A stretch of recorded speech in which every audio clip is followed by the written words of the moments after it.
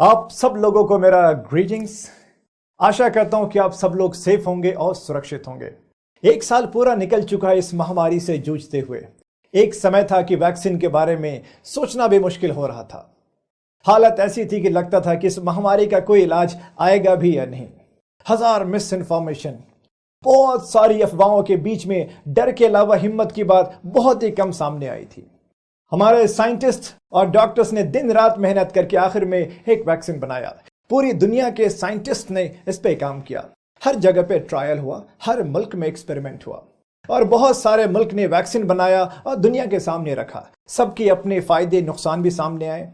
इस बीच में हमारे इंडिया में भी दो वैक्सीन सामने आए। एक का नाम कोवैक्सीन और दूसरा कोविशील्ड।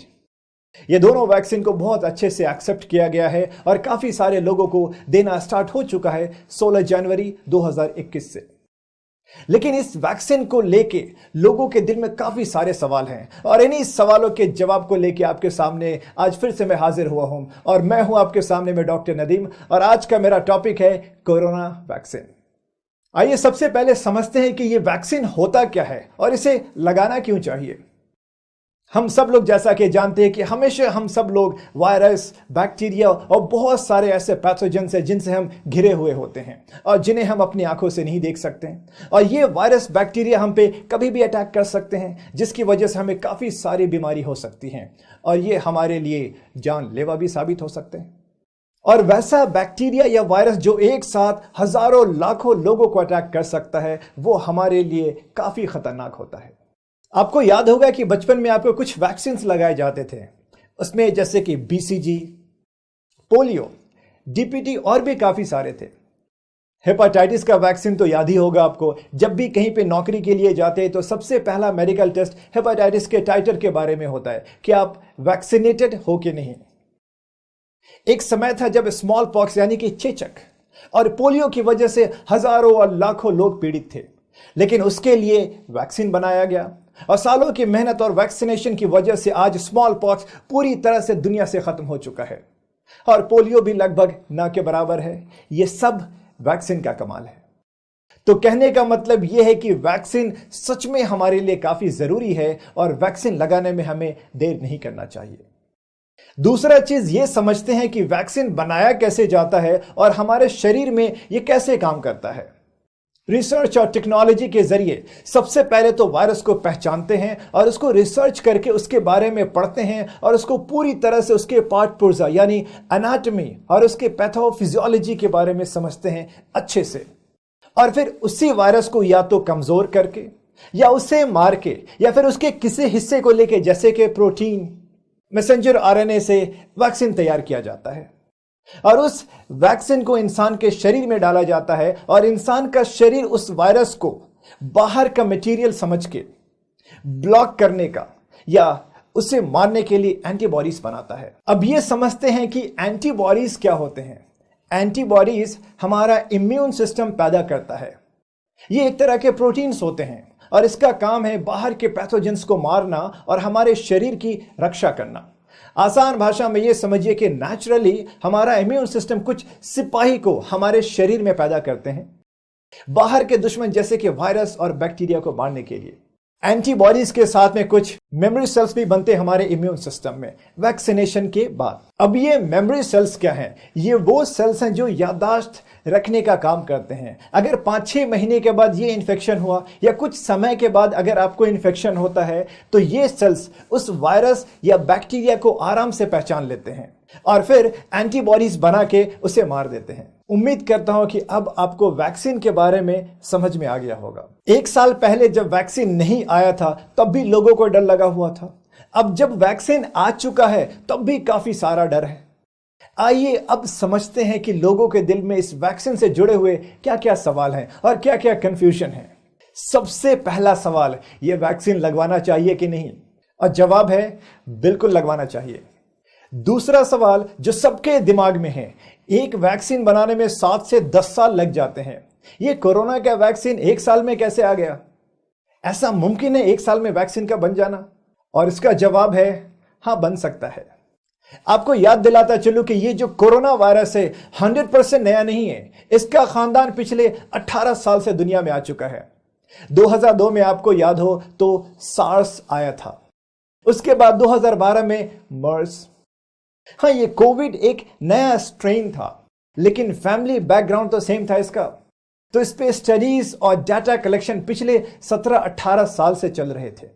सबसे लंबा रिसर्च चलता है एक वायरस के बारे में स्टडी करने में, जिसको हम लोग प्रिलिमिनरी स्टेज कहते हैं, जिसमें एंटीजन को आइडेंटिफाई किया जाता है और वैक्सीन डेवलप किया जाता है।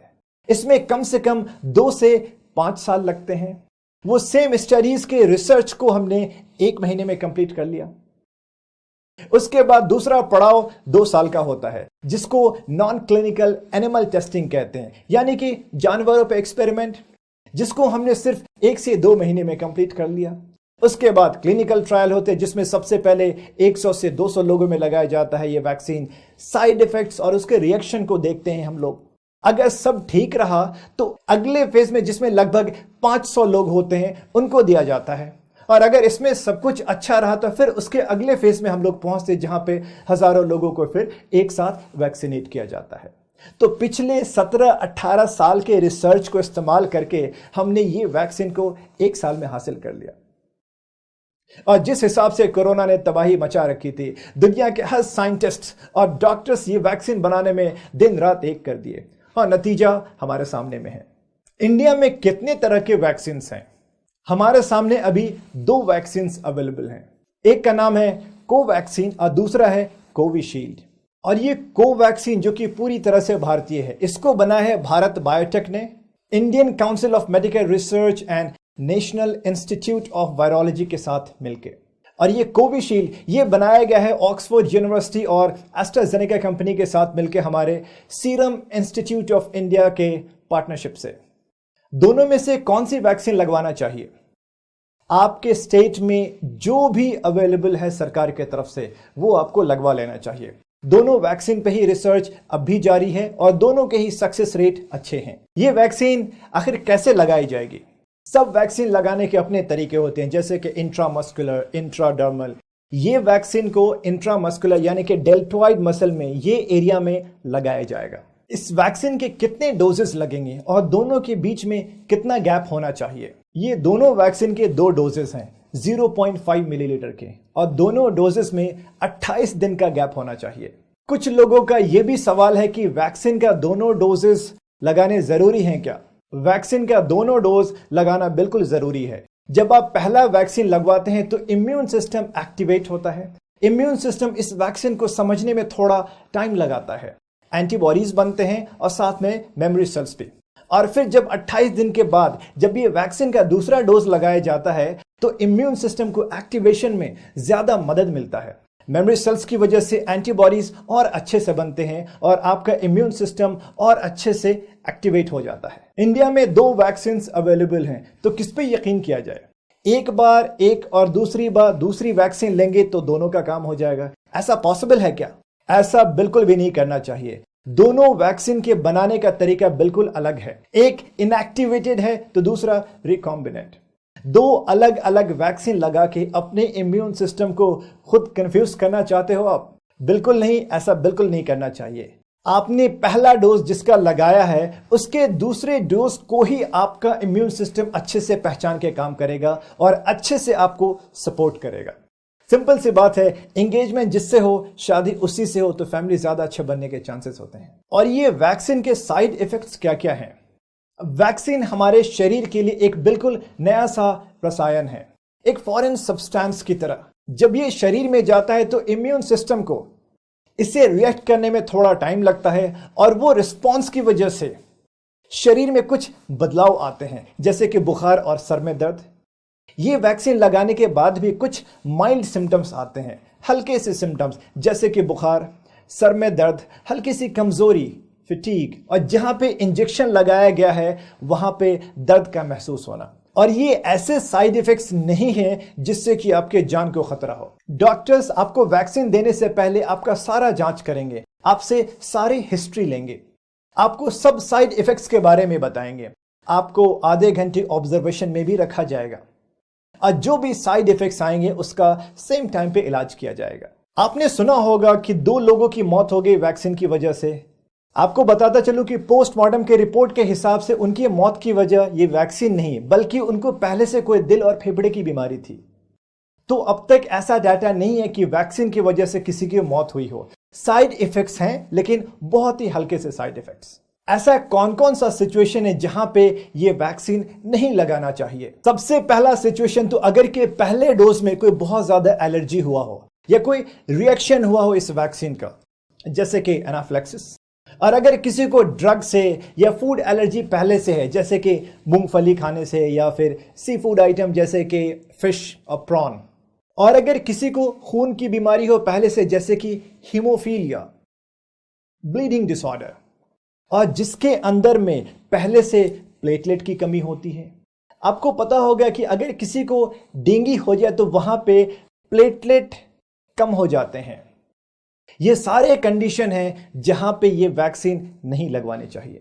तो उसके बाद ये भी सवाल आता है कि जहां तक खून की बीमारी की बात है, तो क्या अगर किसी को ब्लड कैंसर है तो उसको वैक्सीन नहीं लगवाना चाहिए? आपको बताऊं कि ब्लड कैंसर के और भी बहुत सारे टाइप्स हैं। आप वैक्सीन लगवा सकते हैं, लेकिन अपने डॉक्टर के मशवरे के बाद। साथ में आपको यह भी याद रखना होगा कि जो भी ब्लड कैंसर में प्लेटलेट की कमी हो जाती है, वो ब्लड कैंसर में यह वैक्सीन नहीं लगवाना चाहिए। अगर किसी को डायबिटीज है, ब्लड प्रेशर की बीमारी है, या दिल की बीमारी है, या कोई और कैंसर है, तो क्या वो वैक्सीन ले सकते हैं? ये सारे हाई रिस्क ग्रुप हैं। इम्यून सिस्टम इनका पहले से ही कमजोर है, इनको बिल्कुल लगवाना चाहिए। वैक्सीन इनके लिए ज्यादा सपोर्टिव होगा। अगर कोई महिला गर्भवती है या फीड कर रही है, मतलब अपने बच्चे को दूध पिला रही है, तो क्या वैक्सीन ले सकती हैं? ऐसे सिचुएशन में वैक्सीन नहीं लेना चाहिए। ये वैक्सीन के साथ में कोई और वैक्सीन ले सकते हैं क्या? याद रहे कि ये न्यू वैक्सीन है और इसको रिस्पॉन्ड करने में आपके इम्यून सिस्टम को समय लगता है। सेम टाइम पे दूसरा वैक्सीन लगाना खतरनाक साबित हो सकता है आपके इम्यून सिस्टम के लिए। तो कम से कम 2 से 3 हफ्ते का गैप होना चाहिए कोई भी दूसरा वैक्सीन लगवाने के लिए। अगर अभी मैं कोरोना पॉजिटिव हूं और मुझे लक्षण भी हैं, तो क्या मैं ये वैक्सीन लगवा सकता हूं? जब आपके अंदर में सारे लक्षण हैं और आप एक पॉजिटिव केस हो, तो अभी ये वैक्सीन नहीं लगवाना चाहिए। ऐसे सिचुएशन में कम से कम 1-2 महीना इंतजार करना चाहिए। तो ऐसे कौन कौन से कंडीशन है जिसमें 1-2 महीना रुक जाना चाहिए और फिर ये वैक्सीन लगवाना चाहिए? सबसे पहले कि अगर आपको ये वायरस का एक्टिव इन्फेक्शन है, यानी कि अभी आप एक पॉजिटिव केस हो और आपके अंदर सारे लक्षण हैं। दूसरा, अगर आप अभी किसी सीरियस बीमारी के लिए हॉस्पिटल में एडमिट हुए थे, ऐसे सिचुएशन में भी 1-2 महीना रुक जाना चाहिए। जब आप बिल्कुल स्वस्थ हो जाओ फिर ये वैक्सीन लगवाओ। और तीसरा, आप पहले ये कोरोना से पॉजिटिव हुए थे और आपको प्लाज्मा थेरेपी दी गई थी, तो ऐसे सिचुएशन में भी आपको 1-2 महीना रुक जाना चाहिए। ये वैक्सीन बच्चों में लगवाई जा सकती है। बच्चों में अभी ये वैक्सीन नहीं दिया जा रहा है। अभी ये वैक्सीन सिर्फ 18 साल या उससे ज्यादा उम्र के लोगों को देने का इंस्ट्रक्शन है। लोगों ने यह भी सवाल किया है कि ये वैक्सीन क्या हमारी सेक्सुअल लाइफ को खराब कर सकती है? रिसर्च के हिसाब से जो कोरोना इन्फेक्शन है उसमें स्ट्रेस की वजह से और कुछ बायोलॉजिकल रिलेशन की वजह से सेक्सुअल लाइफ में प्रॉब्लम आई थी कुछ मरीजों में, लेकिन वैक्सीन से कोई प्रॉब्लम नहीं है। वैक्सीन आपके फिजिकल लाइफ, सोशल लाइफ और सेक्सुअल लाइफ सबके लिए फायदेमंद है। यह भी सवाल है कि अगर कोई अल्कोहलिक है तो वैक्सीन लगाने के बाद कितने दिन तक अल्कोहल यानी शराब को हाथ नहीं लगाए। अल्कोहल इंसान के इम्यून सिस्टम को कमजोर करता है। कम से कम 45 दिन यानी कि 1.5 महीना का गैप रखना चाहिए वैक्सीन के बाद। यानी वैक्सीन लगवाने के बाद 1.5 महीना तक शराब को हाथ नहीं लगाना है। और शराब तो वैसे भी नहीं पीना चाहिए, शरीर के लिए हानिकारक है। ये वैक्सीन लगाने के बाद मास्क लगाने की जरूरत है क्या? वैक्सीन लगाने के बाद भी मास्क लगाना और सोशल डिस्टेंसिंग मेंटेन करना बिल्कुल जरूरी है। हम सब लोगों के इम्यून सिस्टम को मजबूत होने में थोड़ा समय लगेगा और पूरी तरह से सेफ्टी के लिए 100% सेफ्टी के लिए कम से कम 70% हर्ड इम्यूनिटी अचीव करना होगा। और ये 70% इम्यूनिटी अचीव करने के लिए काफ़ी समय लगेगा। तो अभी भी फेस मास्क, सोशल डिस्टेंसिंग और लगातार हाथ धोते रहना कंटिन्यू रखना होगा। इसके अलावा भी आपके मन में और सवाल होंगे इस वैक्सीन को लेके। आप अपने सवाल को नीचे दिए गए हुए कमेंट सेक्शन में लिख सकते हैं। आपके सवालों का जवाब भी दिया जाएगा कमेंट सेक्शन में। मैं उम्मीद करता हूं ये वीडियो से आपको और आपके लोगों को फायदा पहुंचेगा। खुश रहिए, स्वस्थ रहिए और सेफ रहिए। Thank you so much.